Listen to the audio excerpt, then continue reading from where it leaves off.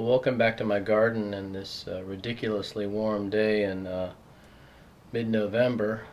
Here I am in literally shorts and a t-shirt, enjoying this very unusual warmth. As you can see, I'm preparing all of my plants for taking them in for the wintertime.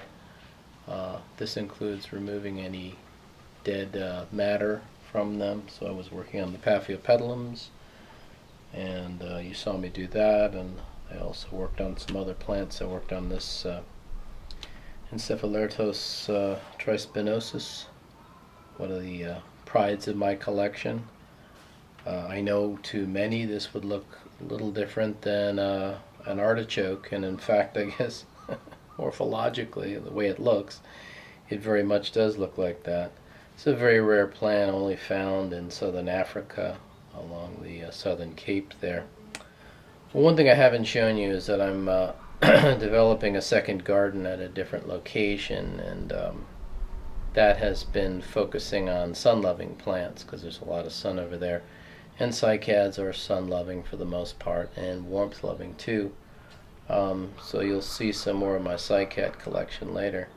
In case you don't know, cycads are actually very ancient plants, going back their predecessors to them hundreds of millions of years, even predating the dinosaurs. They had their heyday as a family, as a group, during the time of I believe it was the Jurassic was their peak.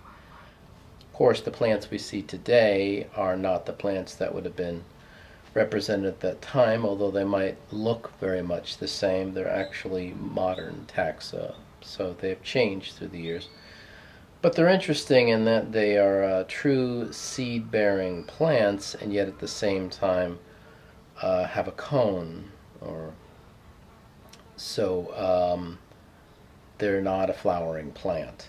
A lot of people think that they're related to palm trees because they have a similar look to a palm, but they're actually not flowering. Palms are flowering plants. Also back here you can see this is an epiphytic club moss. This is Hupertia gobelii. This is a native of, let me get this right, northern Sumatra and Borneo area. It's a lovely blue foliage, a lot like this, cycad here. This kind of a blue foliage is interesting. You see it a lot in the sun-loving plants because it's a way for the plant to actually protect itself against ultraviolet radiation. It's actually kind of like a sheen. It's not necessarily really the color of the leaf. It's the way in which the light's being reflected.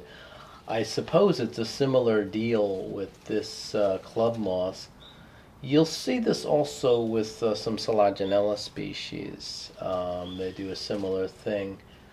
And yet these are forest-dwelling, shade-loving plants. So why they are blue is anyone's guess. And then maybe in the last video you saw that I was showing you some of those Araucaria species from New Caledonia. And of course all of my ferns, my staghorn ferns, which are just out of view right over here. And I'm a lover of exotic plants, obviously, but also of ancient plants. I don't know what the draw is there, but yeah, so you'll see a lot of them in my garden. Of course, the ferns and these club mosses are not seed-producing plants. They're actually spore-bearing. Believe it or not, at one time in ancient times there were ferns or fern-like plants that were actually seed-bearing. So there was an interesting transition from the spore-type reproduction into the seed. But I don't believe any of those are extant anymore, so they're out of the picture. Anyway, I'm trying to think what else I did in this video. Doing a little bit of cleanup. I try to keep the leaves off the ground, just to keep the fungal growth down and keeping things clean. Particularly this year I've been really fastidious about that. And I don't know when, but I'm guessing sometime within the next week or two I'm going to be forced to bring the plants inside finally. So that is the way that I will finish this video, actually showing me bringing the plants in, and I'll probably do that as a time lapse. You also might have seen me getting a little edgy there, and hopefully I can get a clip of it, of this large Susumebachi. This is the killer, hornet from Japan, the famous one that actually can kill healthy adult people.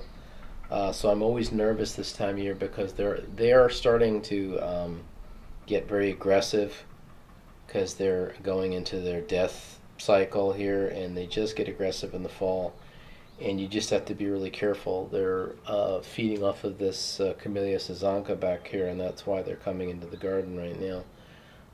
I saw the one dying in the road. I think it was attacked by a larger one that keeps coming back and feeding on this sasanqua back here. Scary critters. So you got to be careful being around those guys. So that's why you saw me kind of moving around and looking around sometimes, because I kept hearing him coming back into the garden. Okay, well, that's it for this video. I might post again sometime in December. We'll see.